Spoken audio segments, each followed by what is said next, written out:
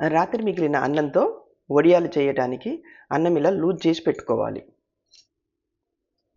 దోసకాయ నీట్గా కడిగి రెండు వైపులా ఇది గుడ్డ తీసేసి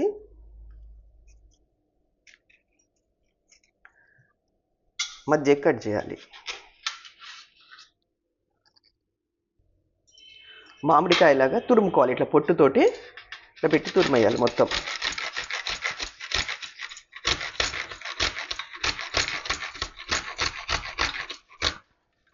ఒక 3-4 సార్లు బాగా కడగాలి. ఎందుకంటే దుమ్ము ధూళి ఉండేదేమో కాబట్టి దోసకాయలు పండేటప్పుడు పాములు తిరిగే అవకాశం కూడా ఉంటుంది. అందుకే 3-4 సార్లు కడిగి ఇంకోసారి ఒక 5 నిమిషాలు ఉప్పు నీళ్ళలో నానబెట్టిన తర్వాతనే ఈ పని చేసుకోవాలి. దోసకాయ కూర చేసినా అంతే, ఎప్పుడైనా.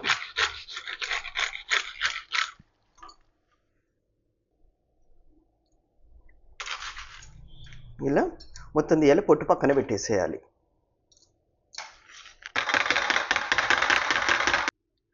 లూజ్ చేసిన అన్నం కూడా ఇట్లా నీళ్ళలో చేయి తడి చేసుకొని కొంచెం మెత్తగా చేసుకోవాలి.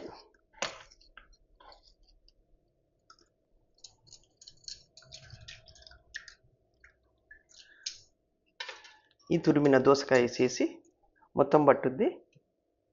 మీ టేస్ట్కి తగ్గట్టు వేసుకొని, బాగుంటుంది. కొద్దిగా పులుపుతోటి ఉప్పు పసుపు వేసిన పచ్చిమిర్చి పేస్ట్, కొన్ని పచ్చి నువ్వులు మొత్తం బాగా మిక్స్ చేసుకోవాలి దగ్గరికి వచ్చేలాగా.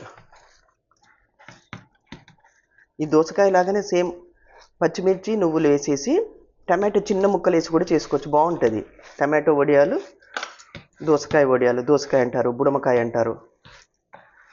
ఇట్లా మనము ఇట్లా ముద్దలాగా వచ్చే వరకు చేసుకోవాలి. చెయ్యి మళ్ళీ ఒకసారి నీట్గా కడుక్కొని ఒక ప్లేట్ పైన ప్లాస్టిక్ షీట్ వేసుకోవాలి.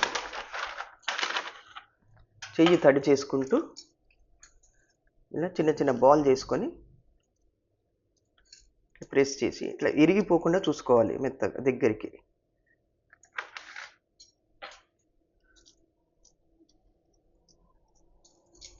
మరి ఎక్కువ మెత్తగా పిసుకోకుండా ఇట్లా పైన అంటే బాగా వస్తాయి అన్నమాట మనం ఫ్రై చేసినప్పుడు. ఇలా మొత్తం వడియాలు అయ్యాక 4 రోజులు ఎండకు పెట్టాలి. ఒకరోజు సీదా, ఒకరోజు ఇట్లా తిప్పి పెట్టాలి. 2 వైపులా బాగా ఎండుతాయి. 4-5 రోజులు ఎండకు పెట్టిన తర్వాత ఇలా డ్రై అయిపోతాయి బాగా. ఇవి డీప్ ఫ్రై చేసేటప్పుడు ఆయిల్ కొంచెం ఎక్కువ వేడి కావాలి. మనం అందులో వేయగానే పైకి తేలాలి, అప్పుడు బాగా వస్తాయి. లేదంటే కట్టుకుపోతాయి అంటారే, అట్లా ఇట్లా క్రిస్పీగా వస్తాయి 2 సైడ్స్.